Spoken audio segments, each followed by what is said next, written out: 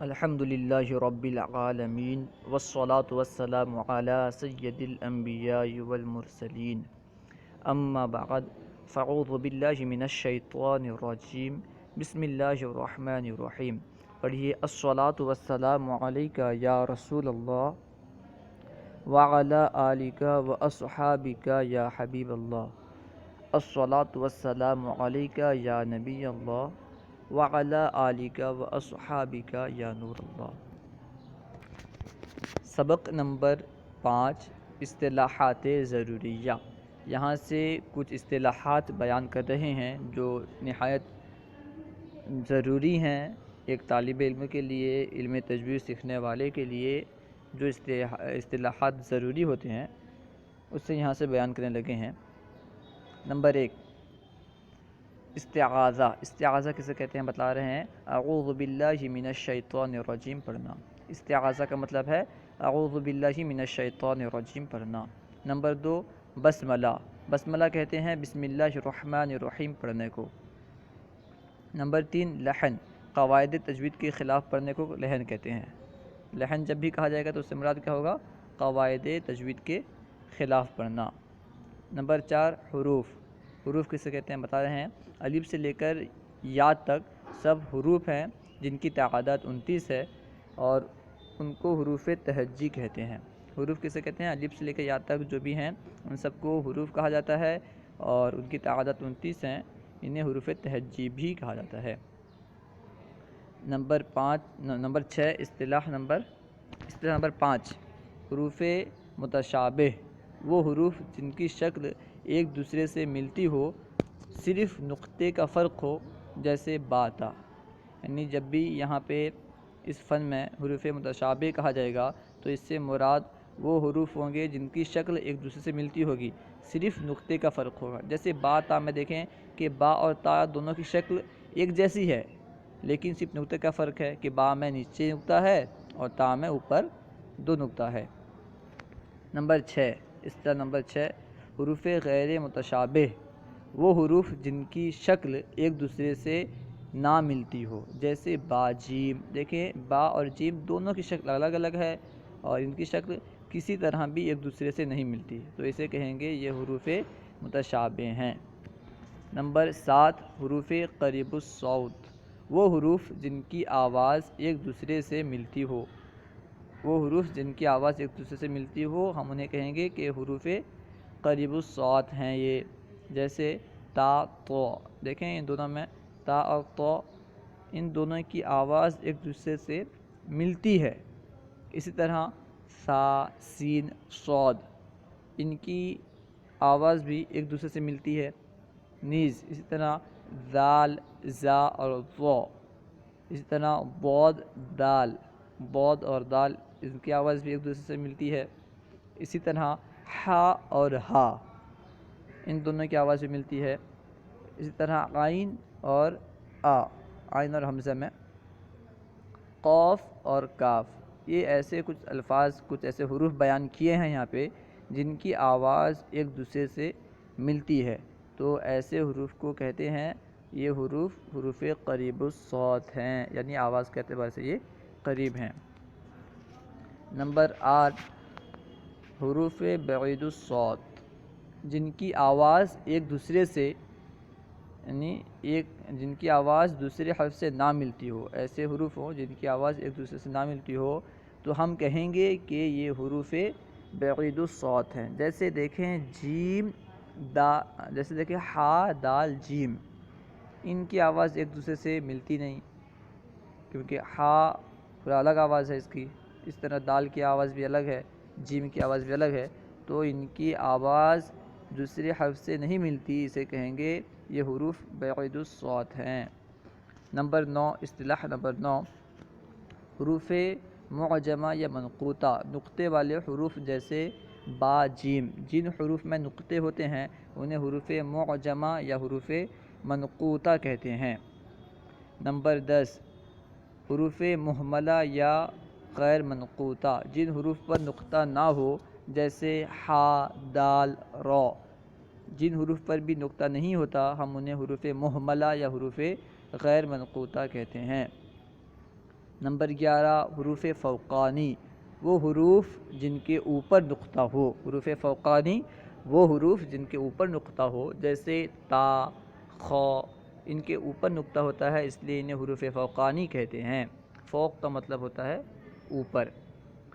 حروف تحتانی وہ حروف جن کے نیچے نقطہ ہو، جیسے با، جن حروف کے نیچے نقطہ ہوتا ہے اسے کہیں گے کہ یہ حروف تحتانی میں سے ہے۔ تحت کا مطلب ہوتا ہے نیچے۔ نمبر 13 حروف متوسطہ وہ حروف جن کے درمیان نقطہ ہو۔ جن حروف کے درمیان میں بیچ میں نقطہ ہوتا ہے انہیں کہیں گے کہ یہ حروف متوسطہ ہے۔ متوسط کا مطلب ہوتا ہے درمیان، اور جن حروف کے درمیان میں نقطہ ہو اسے کہیں گے کہ یہ حروف متوسطہ میں سے ہیں، جیسے جیم۔ جیم کے درمیان میں نقطہ ہے، یعنی اس کے پیٹ میں نقطہ ہے۔ نمبر 14 حرکت، زبر، زیر، پیش میں سے ہر ایک کو حرکت کہتے ہیں۔ حرکت کی جمع حرکات ہے۔ زبر اور پیش حرف کے اوپر جبکہ زیر حرف کے نیچے ہوتی ہے۔ ان تینوں کی مثالیں اس کلمے میں موجود ہے۔ خلقہ، خلقہ میں تینوں کی مثال موجود ہے۔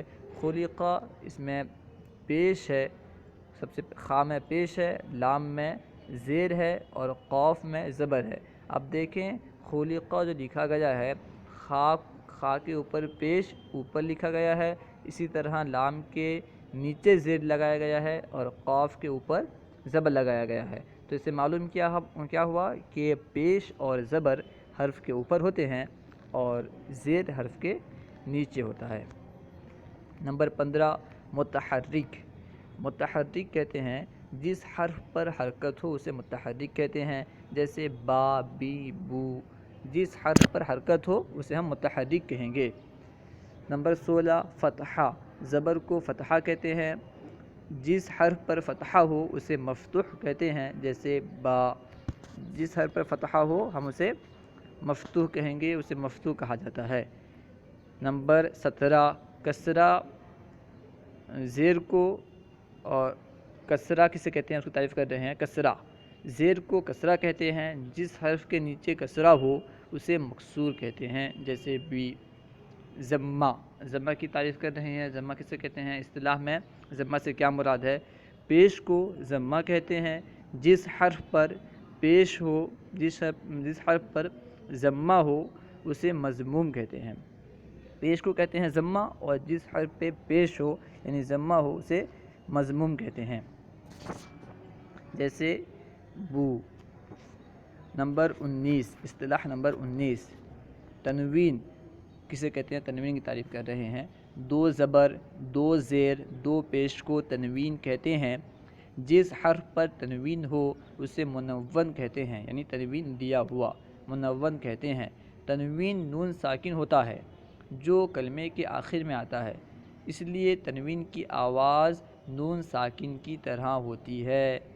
یہاں بتایا کہ تنوین نون ساکن ہوتا ہے جو کلمے کے آخر میں آتا ہے، اسی وجہ سے تنوین کی آواز نون ساکن کی طرح ہوتی ہے۔ اصطلاح نمبر 20 حروف مدہ یا ہوائیہ۔ حروف مدہ کسے کہتے ہیں اور انہیں حروف ہوائیہ بھی کہتے ہیں؟ وہ کون سے حروف ہیں جنہیں حروف مدہ اور حروف ہوائیہ کہتے ہیں؟ بتلا رہے ہیں۔ ہوا پر ختم ہونے والے حروف 3 ہیں، الف، واو، یا۔ ساکن ما قبل متحرک ما قبل حرکت موافق، جیسے اوتینا۔ یہ بتلا رہے ہیں کہ حروف مدہ یا حروف ہوائیہ وہ حروف ہیں ہوا پر جو ختم ہوتے ہیں، جو ہوا پر ختم ہو جاتے ہیں انہیں حروف ہوائیہ کہتے ہیں۔ اور وہ کیا ہیں؟ الف، واو اور یا، ان کے جو مطابق حرکت ہے ما قبل میں ان کے موافق حرکت کے ساتھ، یعنی الف کے ما قبل فتحہ ہو اور کسرہ، یا کے ما قبل میں کسرہ ہو اور واو کے ما قبل میں ضمہ ہو، تو ہم کیا کہیں گے کہ جب الف کے ما قبل میں فتح ہوگا تو اس وقت الف کو کہیں گے یہ حروف مدہ میں سے ہے، حروف ہوائیہ میں سے ہے۔ اس طرح جب یا سے پہلے کسرہ ہوگی تو ہم کہیں گے کہ یہ حروف ہوائیہ میں سے ہے، حروف مدہ میں سے ہے۔ اسی طرح جب پیش سے پہلے، واو سے پہلے جب پیش ہو تو ہم کہیں گے کہ یہ حروف مدہ میں سے ہے اور حروف ہوائیہ میں سے ہے۔ انہوں نے ایک مثال دیا ہے، اس مثال میں تینوں آ گئے ہیں۔ دیکھیں انہوں نے دیا ہے مثال کیا ہے وہ مثال؟ اوذینا، اوذینا۔ دیکھیں او میں حمزہ سب سے پہلے جو ہے او میں حمزہ کے اوپر پیش ہے اور اس کے بعد واو ہے، واو ساکن ما قبل ضمہ، یہ حروف مدہ میں سے ہوا۔ اس طرح ذی، یہاں پہ یا ساکن ما قبل کسرہ، یہ بھی حروف مدہ میں سے ہوا۔ اس طرح نا، یہاں پہ الف ساکن ما قبل فتحہ ہے تو یہ بھی حروف مدہ میں سے ہوا۔ الحاصل یہ کہ حروف مدہ، حروف ہوائیہ انہیں کہتے ہیں جن کی آواز ہوا پر ختم ہوتی ہے، اور وہ تین ہیں: الف، واو، یا اور ما قبل حرکت موافق کے ساتھ۔ نمبر 21 حروف لین، نرمی سے ادا ہونے والے حروف یہ دو ہیں: واو یا ساکن ما قبل مفتوح، جیسے بو، بئی۔ حروف لین وہ حروف ہیں جو نرمی سے ادا کیے جاتے ہیں، اور انہیں حروف لین کب کہیں گے؟ جبکہ ان سے پہلے فتحہ ہو، چاہے واو ہو یا ہو، دونوں سے پہلے جب فتحہ ہوگا اسی صورت میں اسے حروف لین کہیں گے۔ اگر فتحہ نہ ہو، کچھ اور حرکت ہو تو پھر اس کا نام الگ ہوگا، اس وقت ان کا نام حروف لین نہیں ہوگا۔ اصطلاح نمبر 22 فتحہ اشباعی، کھڑے زبر کو کہتے ہیں، کھڑے زبر کو فتحہ اشباعی کہتے ہیں۔ نمبر 23 اصطلاح نمبر 23 کسرہ اشباعی، کھڑے زیر کو کہتے ہیں، یعنی کسرہ اشباعی کھڑے زیر کو کہتے ہیں۔